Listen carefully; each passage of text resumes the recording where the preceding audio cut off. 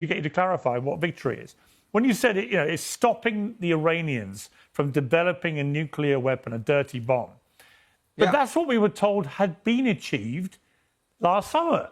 At the end of the 12-day war, Trump literally said that. We have stopped them developing a nuclear weapon. Mission accomplished. Here we are, less than a year later, 9 months later, and we're being told that victory will be if the United States and Israel stop the Iranians developing a nuclear weapon. But what's happened in 9 months?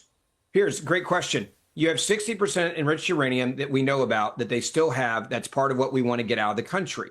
That is just taking data and looking at it and then saying, is this still a threat? How quickly can you get 60% to where it's military grade, to where you can get a dirty bomb? It's really damn close. So the president made another calculus here and said, okay, we hit those two facilities. They didn't stop what they were doing. They still have it way too close to military grade where they can do a dirty bomb. We know their intent is to kill innocent people and get a dirty bomb. They've said it over and over again. So therefore, because of that information, we are going to go in yet again, and we're going to make sure that America is safe and the rest of the world is safe. All right, so Ben, do you accept that if the Americans and Israelis do not get the enriched uranium out of Iran, this is not victory, it is a failure, the war will have been lost?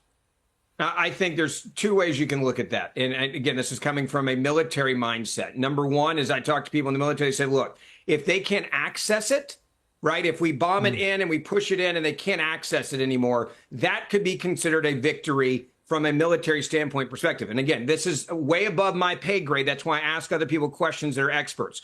Would we love to get it out? Yes. But if we can't get it out and they can't get it out, that can be a victory. It depends on where it is. It depends on how much we bombed it. It depends on how secure it is if it stays in the ground there. So I don't say it's only one or the other, success or failure. It depends on the information on the ground. And if it is in a place where they're like, no one's going to be able to get to this, we can't get to it, neither can they, it's now unusable, that's a success as well. But I'd love to get it out of there. Yes, I don't like Iranians having anything close to it or having it in their backyard. The problem is, if you put it in the ground, it's done, it's done. Let me come back to Dave. I mean, the problem is I've got increasingly limited confidence in the statements about the state of Iran's uranium and ability to build a bomb because of what happened last summer.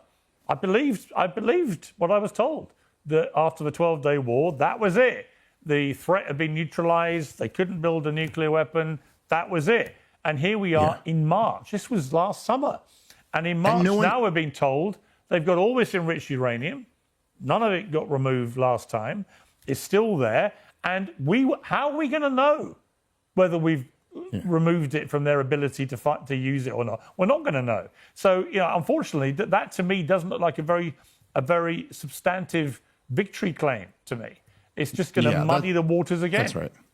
That's right. I mean, and look, the fact that the goalposts just get moved so much, and like you said, Piers, not that long ago, just last summer, where all the people who supported the 12-day war were boasting and demonizing anybody who opposed it as what a success this was because we obliterated their nuclear program. But like, if we have to go back and fight a whole new war right now over that nuclear threat, then that was wrong. Then you got to admit you were wrong about it back then. From Trump. And if not, but here is the quote from Trump, Dave.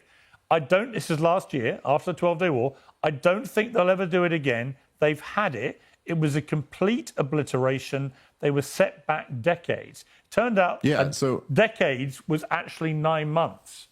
Yeah, I mean, I'm sorry, this is just too ridiculous to stand. And if I could just go back to the last point there, because, seeing as how this whole thing started off of my claim of the U.S. Regime being the biggest terrorist organization in the world, I mean, even if we are to accept Ben's interpretation of what Donald Trump was saying here, if you were just saying like, no, the Stone Age means we take out all the bridges and all the electricity, like, okay, but what does that mean? Well, hey, Ben, listen, we said the one thing was we're not going to interrupt. You've interrupted every time I've spoke, and I haven't done it once to you. So let me finish making a point here.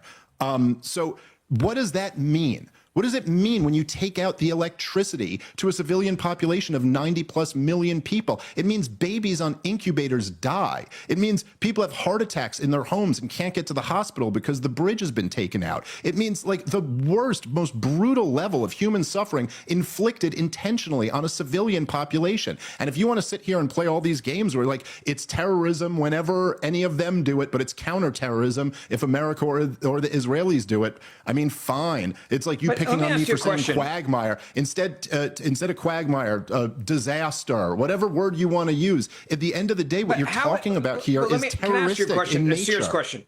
How do you do the calculus? And if we go with the premise that you just said about if you take out the electricity, by the way, you're assuming they have no generators at the hospital, which they do. You're assuming that ambulances can't run, they still can. But how do you do the calculus? If you take out all the bridges, it makes it tougher. But how do you do the calculus of Iran getting a nuclear weapon and then killing a whole lot of innocent people? Like you're not. I don't like war. Okay, I don't like innocent people suffering.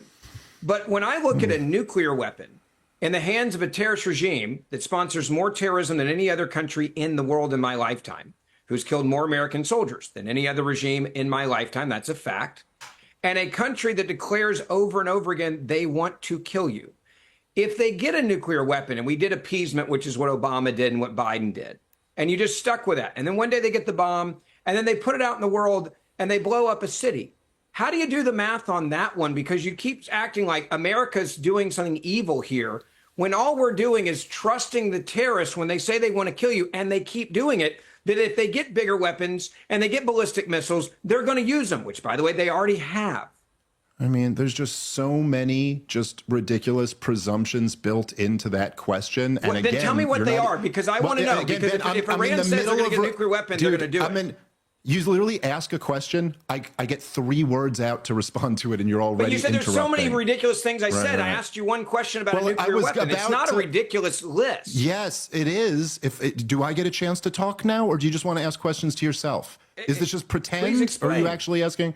Sure, it's not a hard problem. question, Dave. That's the point I'm making. How do you do a calculus on Iran getting a nuclear weapon? That is not a list this of is things. Literally, this is why I didn't want to do it with Ben also, Piers, because this is just how he debates. It's just I can't answer, or you won't shut up. Really Which obvious, one is tough questions. All right, Ben, you have given a solemn pledge not to interrupt. This is just so ridiculous, dude. Let Dave respond. Okay, go ahead. Just for the record, Ben, everyone can see through this tactic. Everyone can see through it. First of all, the intelligence going. There you go. Yeah. Every one of them can see through this bullshit. Okay, so the intelligence that we had leading into the 12-day war, which was right there in the annual threat assessment, which Tulsi Gabbard testified under oath in Congress, was that Iran had not made the political decision to start developing nuclear weapons yet. And so now you've got it as if we do nothing, not only do they have deliverable nuclear weapons, but they've used them offensively, which no country... Yes, you did. Which no country in the history of the world, I said they had it 60%. 60% is not a nuclear weapon, Dave. Go back and listen to what I said. 60% is not a nuclear weapon. That is not what I said. This is why I interrupt you, because you make up shit that I never said. I never said they had a nuclear weapon. I used the word if and close. Okay. Honestly, I'll just, if you want to let me speak, I will. Anyone can go back and listen to what you just said. I'm not claiming you said 60% yes, was uranium. Please rewind it on YouTube. Piers, do you remember the part where he said, and then they detonate a nuclear bomb over a city? What? Do you remember that? Just said, Dave, everyone can rewind it on YouTube. This is just so stupid, dude. That was a bit like when Marco Rubio said what he Switzerland. Said. Well it's a bit like Switzerland. when Marco Rubio said, actually, the reason we preemptively attacked was because we'd heard the Israelis were going to go in, so we thought we'd better get in before the retaliation came. And the next day we were told that he hadn't said what we'd heard with his own mouth. There you go, Ben. You just did it again. So anyway, the point is that, look, and as I've made this point before on your show here, Piers, I mean, this is just like, even the argument here. Look, we sat by the United States of America while Joseph Stalin developed nuclear weapons, and we knew he was doing it. While Mao Zedong developed nuclear weapons, and we knew that he was doing it. These are the most evil people who have ever lived. We didn't launch a war of aggression to stop them. Now, that doesn't mean you don't pursue diplomatic goals here, but to say Obama, and listen, Obama and Joe Biden had horrible foreign policies in a million different ways, but it's not true that appeasement didn't work. They had a deal. If 60% enriched uranium was the big concern, well, Iran was down to like 3% enriched uranium until Donald Trump tore it up. Now, there were sunset provisions in the JCPOA, and perhaps it would have been better to try to strengthen them, to try to come up with a better deal here. But instead, at the behest of the Israelis, Donald Trump insisted on these ridiculous negotiating strategies. This no enriched uranium at all, no civilian nuclear program, no intercontinental ballistic missiles, no supporting Hezbollah or Hamas or any of this. And this was never going to lead to a deal. Support a terrorist organization. Well, it's not. You think we should allow that? Great thing.